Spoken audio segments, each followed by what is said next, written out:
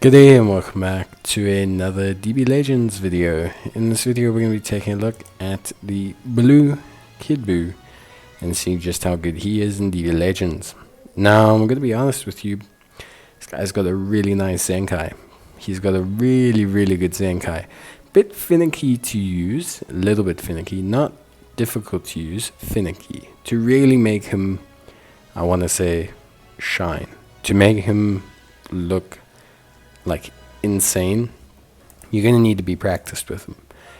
Once you do practice with him a little bit, once you do understand exactly when and where and how to use his kit effectively, this guy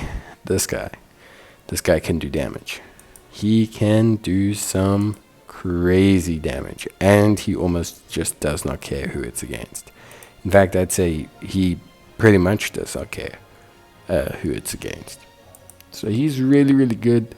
I like him a lot. Firstly, I've liked all of the Zenkais from the anniversary, being honest. I think every single one has been good. So I definitely think Kid Buu continues that trend more than anything else. I think he was an awesome unit, and I think he's a ton of fun. So I'm very happy with Kid Buu Zenkai, and I'm very excited to take a look at everything here. So just a couple final things. Obviously, your Kid Buu does have a unique equip. It is a good unique equip. I don't want to say it's mandatory. It is very tied to his team. So like his unique, it does do more damage based on regen members. This, isn't a train smash as Kid Buu and now lately the Legends Limited Mega Shenron.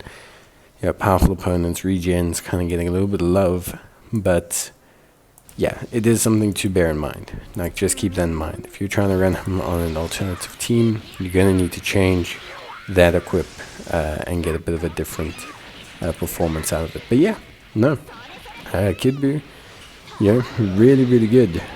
So in terms of kit, very simple in effect, 25% damage inflicted against Saiyans or tag regen. When the battle starts, plus 100% to damage inflicted. Damage reduction is 60%, not a big deal. And nullify abnormal conditions. Every 4 timer counts that he's on the battlefield, he restores his own ki, increases damage inflicted, and inflict the enemy with the attribute downgrade, plus 20% to damage received. So the longer he stays out there, the more dangerous it becomes for your opponent by quite a considerable degree. When he performs a vanishing step, he gets plus 15% to vanishing damage and plus 50% to vanishing gauge recovery. He also nullifies unfavorable element factors for 3 timer counts. When an enemy switches character while he's on the battlefield, he will draw a special arts card next, inflict all enemies with 2 substitution counts, and lower their health restoration effects. When he enters the battlefield, he will also randomly draw 1 card when you have 3 or fewer. He restores ki and gives plus 50% to damage inflicted once only when he comes in out of a substitution.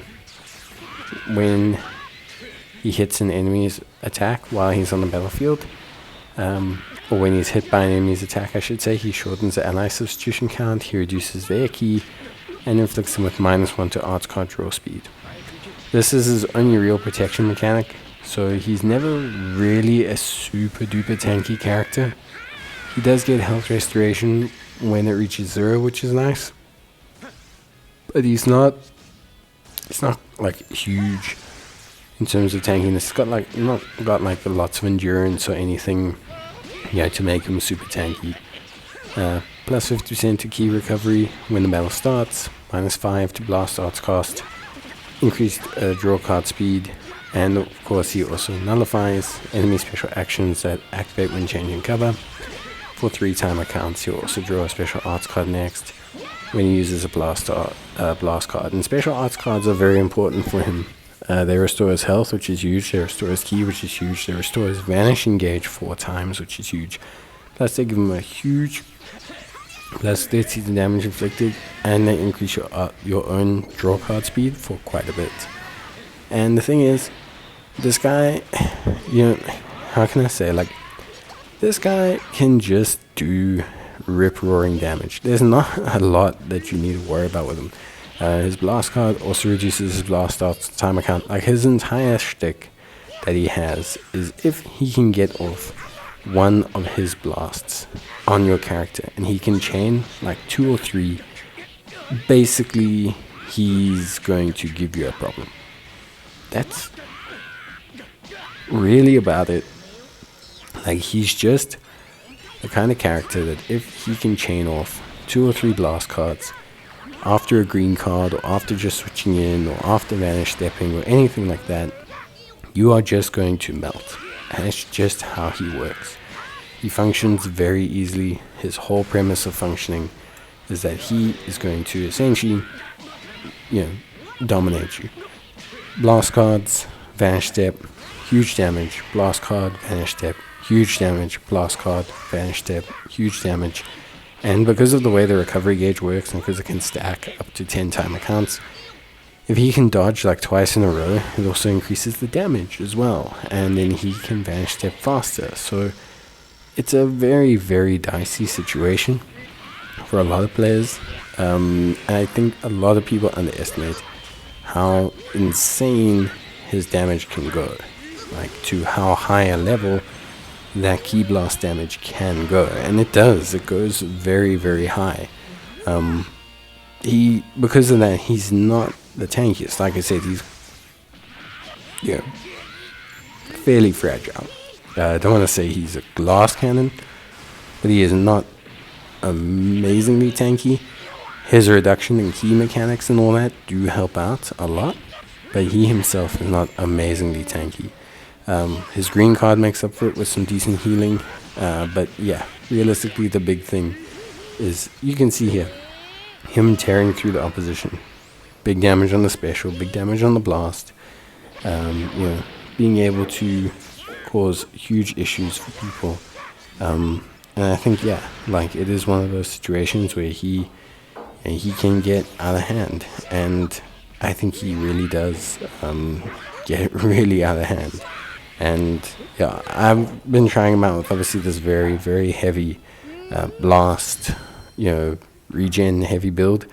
It caters to him exclusively pretty much, but he is so good that if you can just buy him time and get yourself an opening, you can rip through people so easily. In fact, I think a lot of the clips that you'll see online really are like, him just essentially tearing a new unit in half. Like him incinerating Gogeta SS4, him incinerating one of the fusion duos, him just incinerating Gohan, him incinerating Goku. It's very, very cool when you can get him right, and it's just about balancing it. Try not to have him be your be-all and end-all. Have a backup plan. Like, a team build like this is very hard to pull off. However, understand it as well. When he does get going, he is going to absolutely smoke every single unit that you see. He is going to absolutely smoke every single unit that you meet. Once you get some of the buffs rolling in, when Red Zamasu gets taken out, when all these units get taken out, you're going to see him. He's going to obliterate.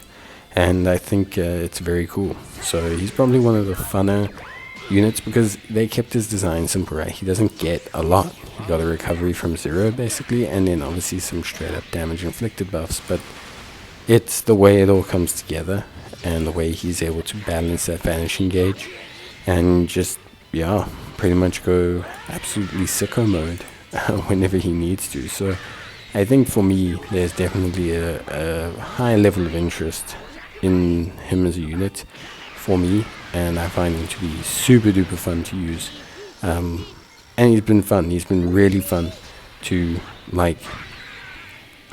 use.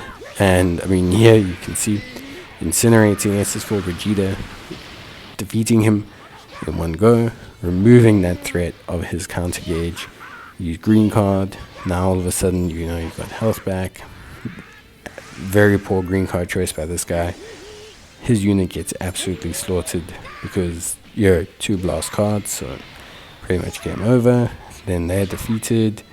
Now he's only got 1 unit left. I can very easily balance that 1 unit quite chilled. You can see there, huge damage on blast attack. Right now it's time to switch out Kid Buu, because like you need to make sure that Kid Buu stays alive when you're doing a build like this. So, but yeah, honestly, I think, yeah, for me, this is just really fun. I find him to be absolutely incredible, and he's really crazy to look at, so that's cool. This has actually been a really fun team builder, and it took a while. I had to learn, not learn like as if it was super hard, but just had to get comfortable with his damage and how to use him in certain situations, balancing that vanishing gauge a lot. But he is really good, tearing through so many different units. And yeah, if you are interested at all in him as a unit, please give it a try. Definitely super duper fun. And yeah, that is pretty much it for me. Hope you guys enjoyed the video. Let me know, and bye.